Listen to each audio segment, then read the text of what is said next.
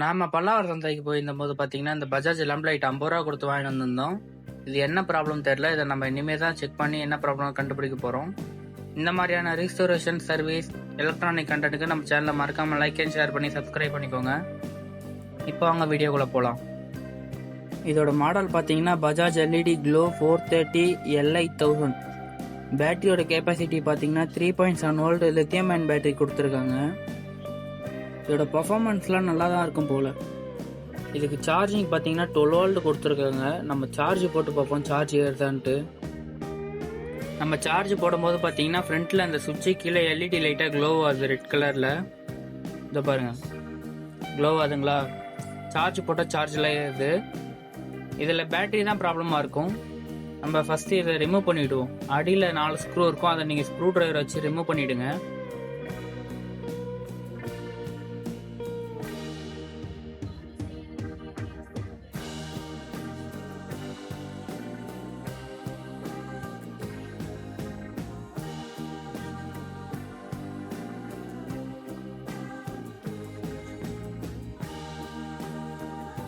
அந்த 4 ஸ்க்ரூவையும் லூஸ் பண்ணி ரிமூவ் பண்ணி எடுத்துருங்க.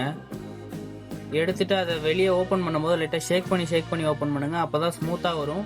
நீங்கள் லைட்டாக ஏதாவது வேறு பக்கம் ஏதாவது திருப்பிட்டீங்கன்னா உள்ளே இருக்க போர்டு உடஞ்சிரும். ஏன்னா உள்ளே லாக் பண்ணி வச்சுருக்காங்க.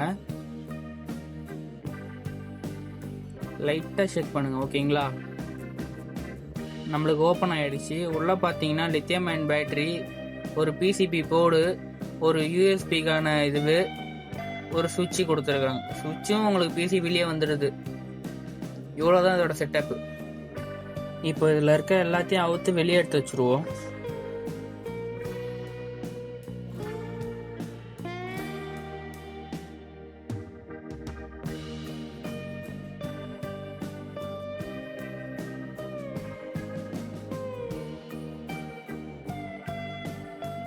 இப்போ நம்ம இதில் இருக்க எல்லாமே ரிமூவ் பண்ணி எடுத்தாச்சு.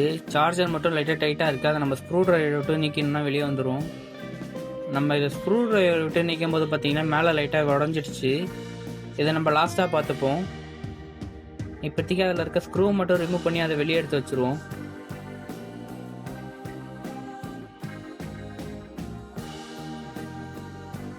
இப்போ பார்த்தீங்கன்னா இதுலேருந்து ஃபுல்லாமே ரிமூவ் பண்ணி எடுத்தாச்சு. இப்போ நம்ம இதுக்கு லைன் கொடுத்து செக் பண்ணி பார்ப்போம்.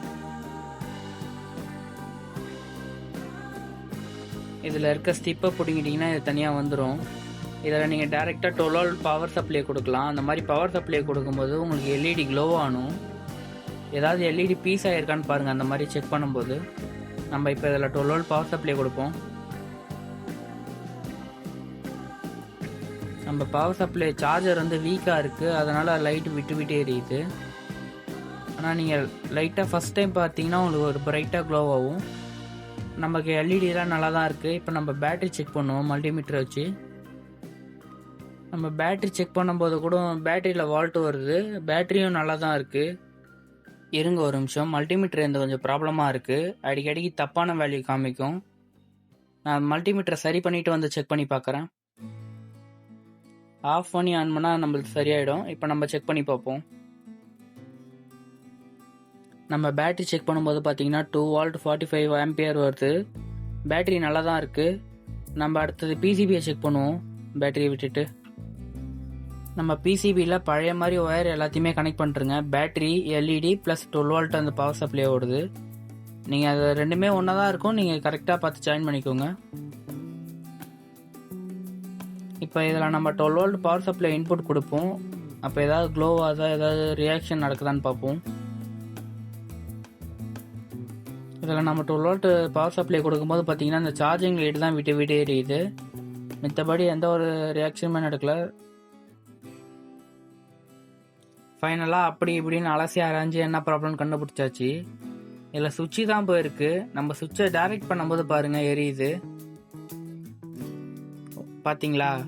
சுவிட்சை நம்ம டைரக்ட் பண்ணும்போது நல்லா எரியுது பாருங்கள். இதில் சுவிட்சு தான் ப்ராப்ளம். ஏன்னா இந்த மாதிரி சுவிட்சு வெளியில் எங்கேயும் கிடைக்காது. நம்ம இப்போ இந்த டைமில் போய் வாங்கவும் முடியாது. நம்ம இதையே சரி பண்ணி போட போகிறோம்.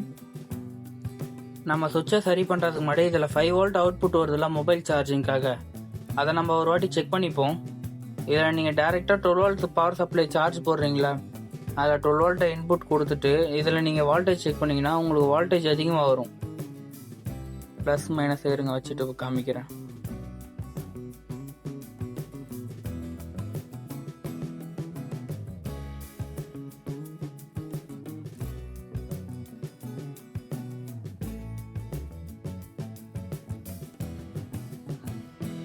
இதை பார்த்தீங்களா, 17, 12, 13, 6 வேல்யூ மாறி மாறி வருது பாருங்க. இன்க்ரீஸ் ஆகி வருது. நான் கூட ஃபர்ஸ்ட் மாதிரி மல்டிமீட்டர் தான் ப்ராப்ளம்னு நினச்சேன். ரிட்டர்ன் ஆஃப் பண்ணி ஆன் பண்ணி வச்சதுக்கப்புறமும் உங்களுக்கு அந்த மாதிரி தான் வருது. 16, 11, 16, 17. நீங்கள் எப்பயுமே இந்த மாதிரி லேம்ப் லைட்டு இதெல்லாம் ஃபோன் சார்ஜ் போடுறீங்கன்னா இந்த லேம்ப் லைட்டை சார்ஜ் போட்டு அதுக்கப்புறம் அதுலேருந்து சார்ஜ் அவுட்புட் எடுக்காதீங்க. அதை நீங்கள் லேம்ப் லைட் சார்ஜில் இல்லாத போது நீங்கள் இதை அவுட்புட் எடுத்தீங்கன்னா உங்களுக்கு கரெக்டாக வரும். இதை பாருங்கள், அதில் 12 வோல்ட் வருது, ஆனால் இதில் 14, 15, 16ன்னு வருது பாருங்கள். இப்போ நம்ம அதை பிடுங்கிட்டு செக் பண்ணி பார்ப்போம்.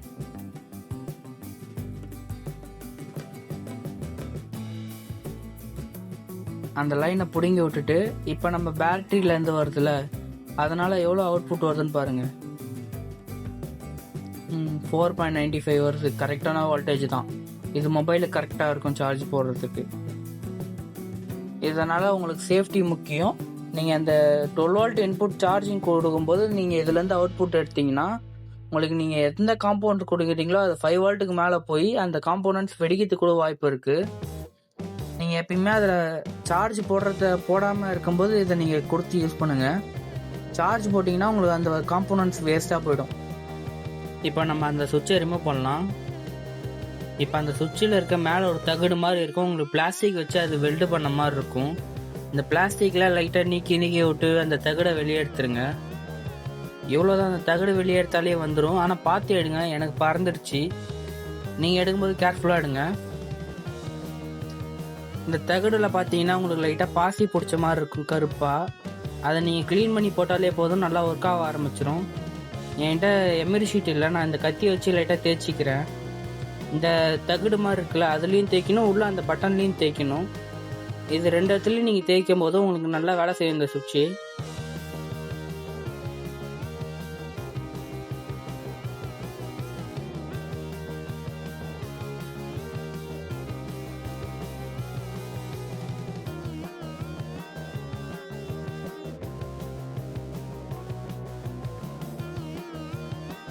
இப்போ பார்த்தீங்கன்னா நம்ம அதை பக்காவாக க்ளீன் பண்ணிட்டோம்.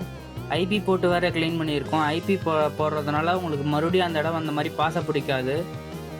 நம்ம நல்லாவே க்ளீன் பண்ணியாச்சு. இப்போ அந்த சுவிட்சு பக்காவாக ஒர்க் ஆகும். பழையபடியே லைனிங்லாம் கொடுத்துட்டு நம்ம அந்த சுவிட்சை போட்டு ஆன் பண்ணி பார்ப்போம். இப்போ பார்த்தீங்களா, கரெக்டாக வேலை செய்யுது. சுவிட்சோட ப்ராப்ளம் சரி பண்ணியாச்சு. இவ்வளோதான் இந்த லேம்ப் லைட்டில் ப்ராப்ளம்.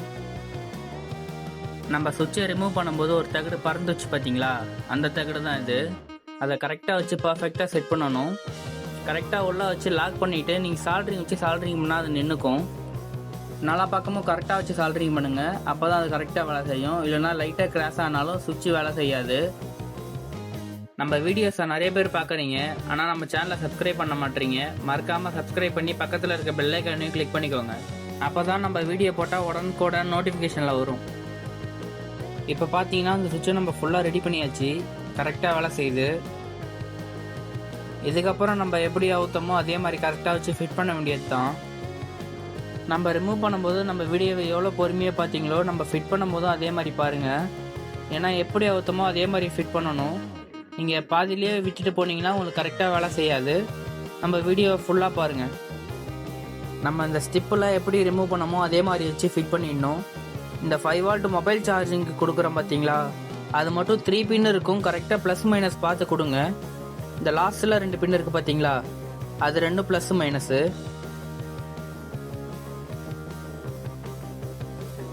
இதுக்கப்புறம் அந்த பிசிபி போர்டை பார்த்தீங்கன்னா கரெக்டாக வச்சு லாக் பண்ணணும். அதில் லாக் கொடுத்துருக்காங்க பார்த்தீங்களா, அந்த கேப்பில் வச்சு லாக் பண்ணணும். பட்டன் வெளிப்பக்கம் வர மாதிரி வைக்கணும், பார்த்துக்கோங்க. உள்பக்கம் வர மாதிரி வச்சு லாக் பண்ணிட்டாதீங்க, அப்புறம் அவுக்கிறதுக்கு கஷ்டமாக போயிடும். வெளிப்பக்கம் வர மாதிரி வச்சு பேட்டரியை கீழே அந்த ஸ்பேஸில் வச்சுடுங்க. பேட்டரி மேலே ஒரு ஸ்க்ரூ போடணும். அந்த ஸ்டிப்பு மாதிரி ஒன்று இருக்கும் நீட்டாக, அதை வச்சு ஸ்க்ரூ போட்டுருங்க. இதுக்கப்புறம் நம்ம சார்ஜரு ப்ளஸ் அந்த மொபைல் சார்ஜிங்க்கு வருதுல 5 வோல்ட் அதையும் ஆட் பண்ணணும்.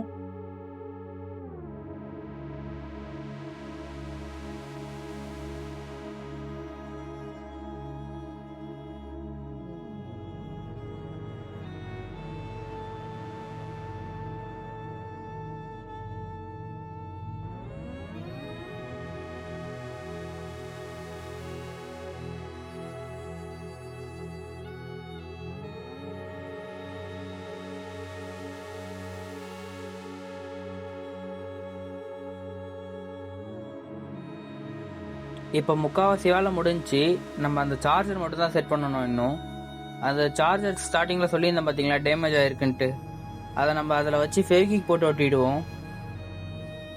ஃபெவிக்விக் அந்த கேஃபில் ஊற்றிட்டு அதில் நம்ம அந்த சார்ஜர் வச்சு ஒட்டிடுவோம்.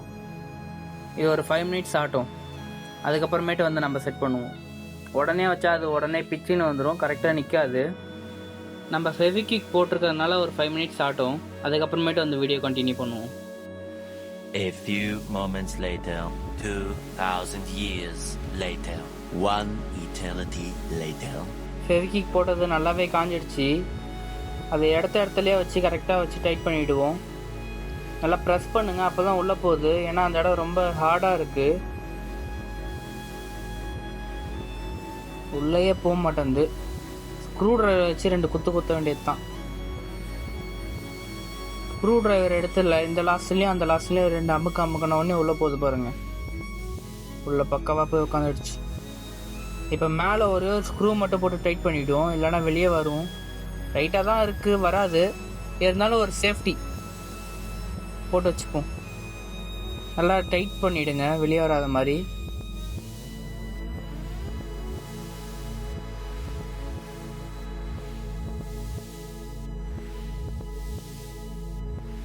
பக்கத்தில் இன்னொரு ஸ்க்ரூவும் போட்டு அதே மாதிரி டைட் பண்ணிவிடுங்க. அவ்வளோதான். நம்ம எப்படி ரிமூவ் பண்ணமோ அதே மாதிரியே ஃபிட் பண்ணியாச்சு. இப்போ நம்ம அந்த எல்இடி லேம்ப் லைட் உள்ள வச்சு நம்ம அந்த 4 ஸ்க்ரூவையும் போட்டு டைட் பண்ணுற வேண்டியது தான். இந்த மாதிரியான ரெஸ்டோரேஷன் சர்வீஸ் உங்களுக்கு ஏதாவது தேவைன்னா சேனலோட டிஸ்கிரிப்ஷனில் வாட்ஸ்அப் நம்பர் இருக்குது, மெசேஜ் பண்ணுங்கள், நான் உங்களுக்கு ரிப்ளை பண்ணுறேன். அதை கரெக்டாக ஃபிட் பண்ணி உள்ள அந்த 4 ஸ்க்ரூவையும் போட்டு டைட் பண்ணிவிடுங்க. இந்த மாதிரியான ரெஸ்டோரேஷன் வீடியோ நிறைய வேணும்னா கமெண்ட்டில் ரெஸ்டோரேஷன் போடுங்க. அது மட்டும் இல்லை, நம்ம சேனலில் நிறைய ரெஸ்டோரேஷன் சர்வீஸ் வீடியோலாம் இருக்குது. இந்த வீடியோவை ஃபுல்லாக பார்த்துட்டு அந்த வீடியோவை போய் பாருங்கள். எவ்வளோ நேரம் இந்த வீடியோ பார்த்தவங்க எல்லாருக்குமே நன்றி. இப்போ இந்த லேம்ப் லைட் சூப்பராகவே ஒர்க் ஆக ஆரம்பிச்சிடுச்சு. இந்த மாதிரி கண்டென்ட்டுக்கு நம்ம சேனலை சப்ஸ்கிரைப் பண்ணிக்கோங்க.